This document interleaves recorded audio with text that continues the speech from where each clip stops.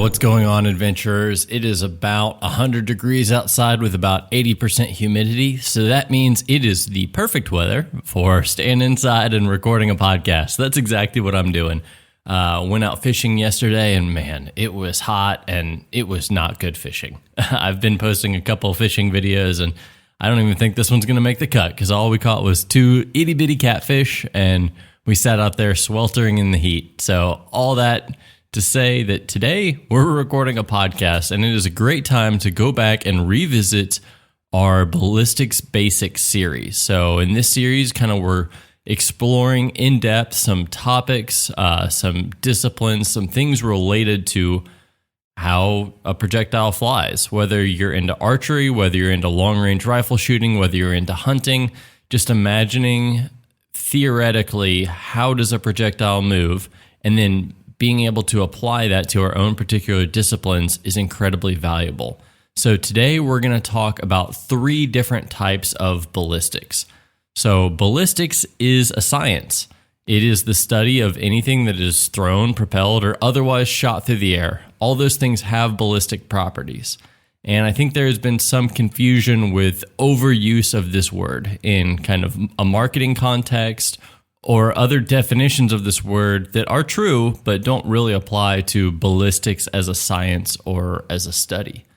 I think one point of confusion in talking about ballistics as the science or study of projectiles, an example, I guess, of where you see this used in a marketing term is Nosler has a series of ammunition. It's their poly-tipped ammunition that comes with a ballistic tip. So you can buy the ammo with or without a ballistic tip. And I just want to call out that that is just a marketing name. And it is a good marketing name because they are basically saying that the in-flight characteristics of this cartridge are improved with this ballistic tip. But it adds to the confusion in terms of, well, where and when does this different tip design help? Does it help as the gun is being fired? Does it help in flight? Does it help when the bullet impacts something? And I think that's just one point of where this can get confusing. Ballistic can also be used as a property of a material, usually as an adjective to refer to something's ability to withstand force or stop bullets or stop other projectiles. For example, ballistic glass or ballistic nylon. If you're looking at, an armored vehicle or an armored plate carrier, they're talking about ballistic properties, but almost in this opposite mentality of resisting the terminal ballistic properties of a bullet or of a projectile. So that's not really what we're going to be talking about today, but I did want to address that right off the bat, just to refer to those other points of confusion. Today we're going to be talking about the 3 different types of ballistics in terms of a projectile's motion. When someone says that a cartridge has good ballistics or bad ballistics, it's a massive oversimplification that can cause a lot of confusion because there's 3 different types of ballistics that can be studied. And even these 3 types can be broken down further, but the main 3 types of ballistics are internal ballistics, external ballistics, and terminal ballistics. If ballistics is the study of a projectile in motion, then the relationship between internal, external, and terminal ballistics complete the story of a projectile's motion. Essentially, it's the beginning, the middle, and the end. Internal is everything that happens from the time that the firing pin strikes the primer to the time that a bullet exits the bore. External ballistics, and this is probably what is referred to the most, but not necessarily. External ballistics is everything that happens when the projectile is in flight, how it travels through the air. Terminal ballistics refers to what happened when the bullet hits something or ends its flight. Every projectile that is successfully set into motion, that is successfully flying into the air, has internal, external, and terminal ballistics. So you can't have one cartridge that has ballistics and another one that doesn't. It's truly just the properties referring to how something launches, flies, and how it ends that flight. And cartridge design and bullet design is always a balancing act. Because you have so many different features at play, different features are designed to help in different stages of ballistics.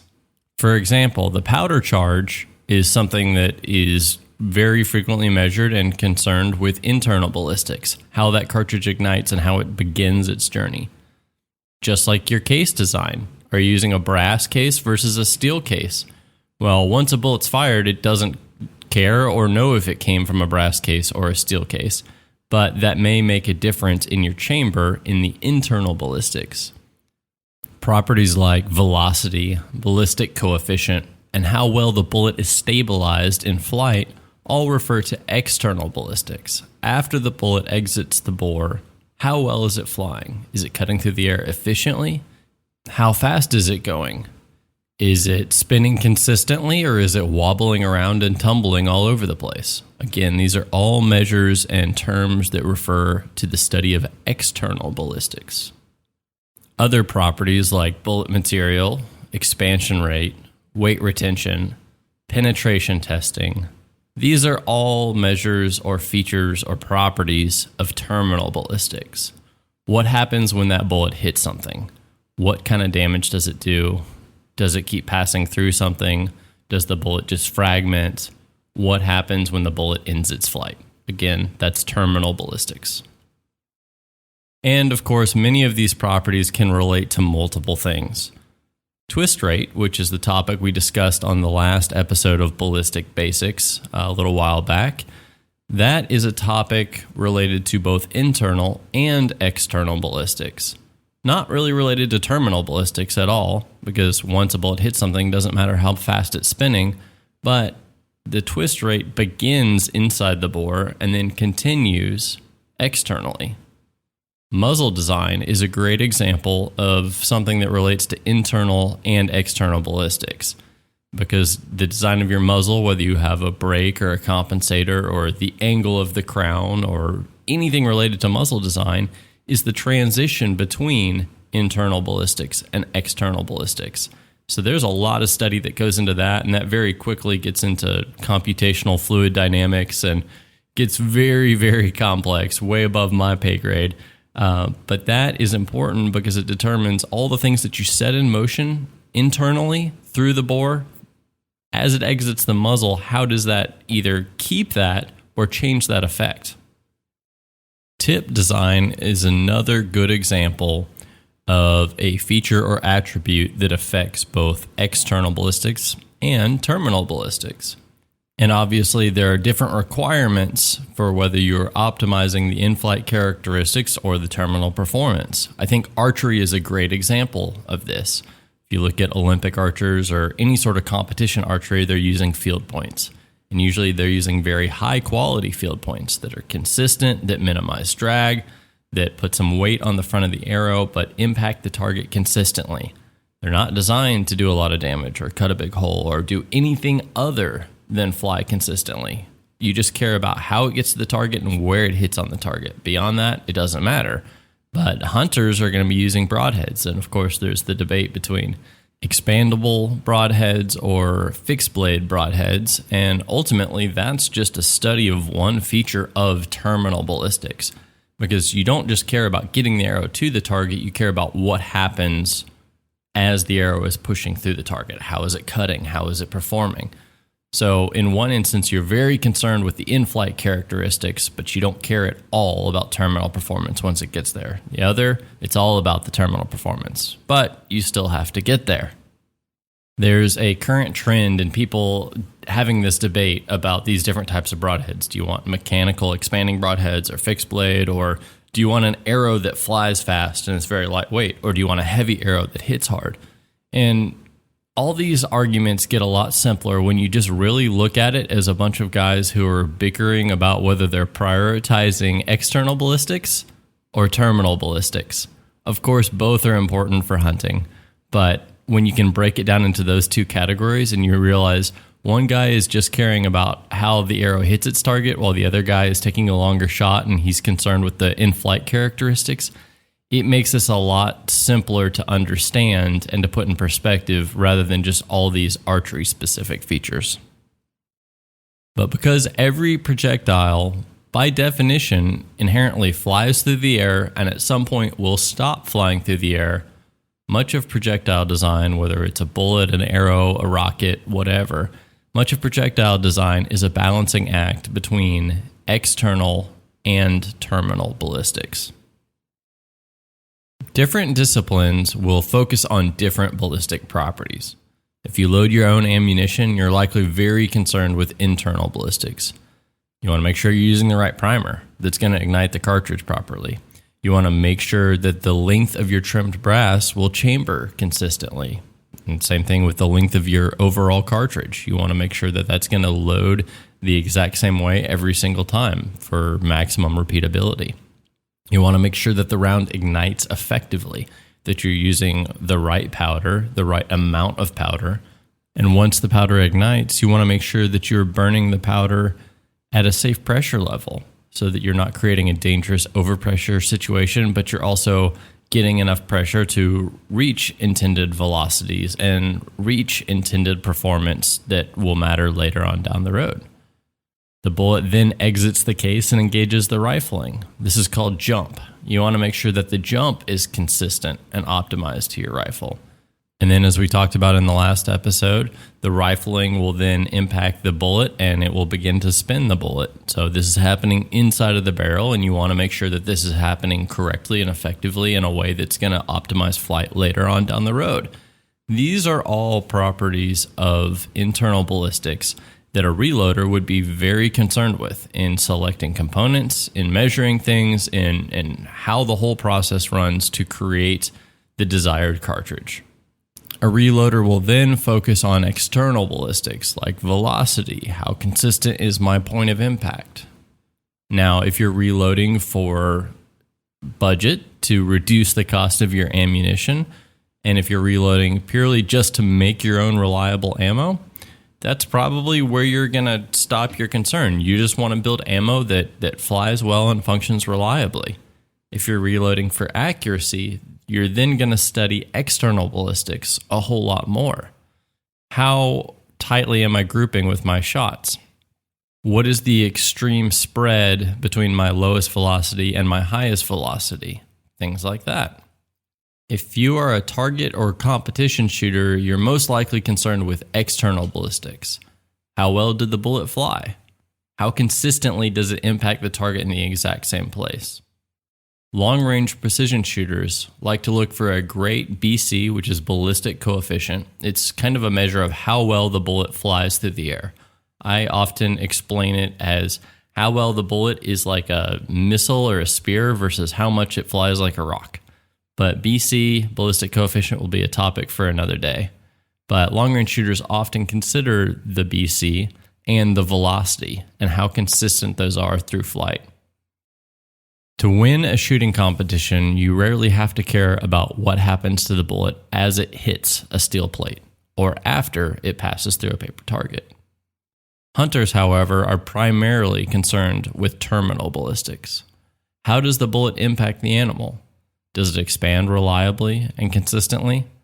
Does it just punch through without expanding? Does the bullet blow apart the moment it impacts something? Does a projectile retain its energy well enough to pass through the target? Or do you want the projectile to dump all of its energy on target immediately? Even within different types of hunting, these concerns have different impacts. If you're into long-range Western hunting, you're probably going to be a bit more concerned with the in-flight characteristics of the bullet, the external ballistics, not just terminal. But even looking at only the terminal ballistics, if you're a predator hunter and you're just trying to shoot coyotes, you want the bullet to probably expand immediately, dump all of its energy, provide as much effect on target as possible, versus if you're a deer hunter, you probably want that bullet to not blow up on impact. You don't want to destroy all the meat or send fragments of lead or copper throughout the whole animal. You want the bullet to mushroom consistently and punch either just barely through the animal or just enough to leave a blood trail so that you can find that animal. And again, these are all just nuances of bullet design within the greater theme of terminal ballistics. Too often, hunters ignore internal and external ballistics, thinking of them purely as a means to an end.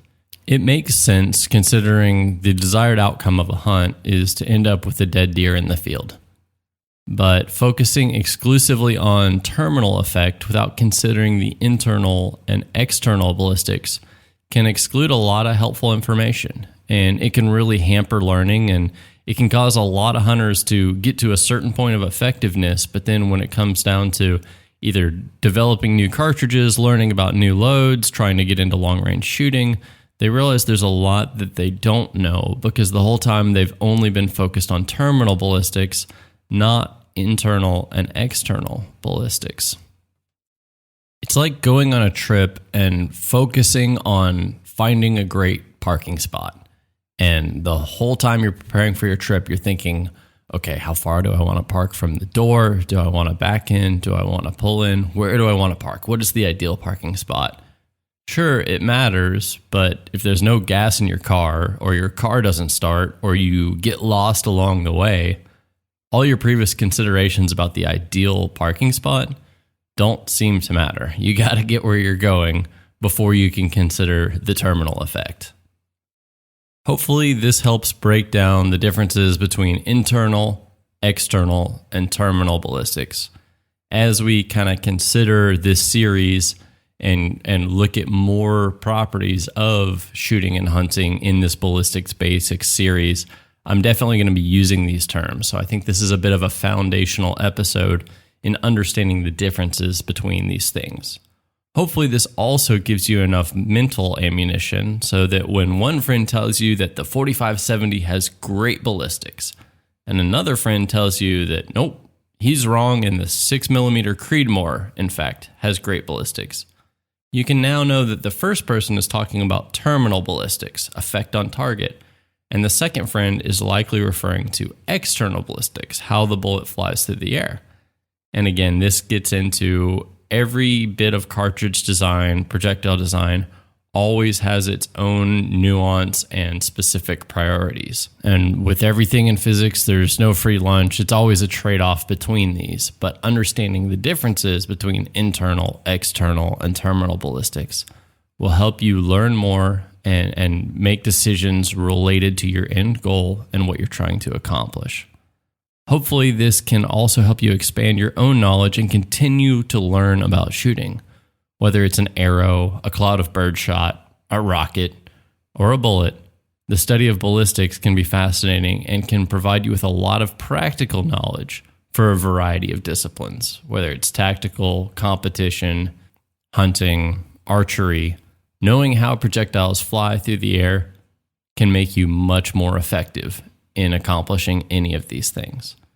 So I hope you found this information helpful. Hopefully it's interesting, and we can continue this ballistic journey learning about projectiles and how they fly.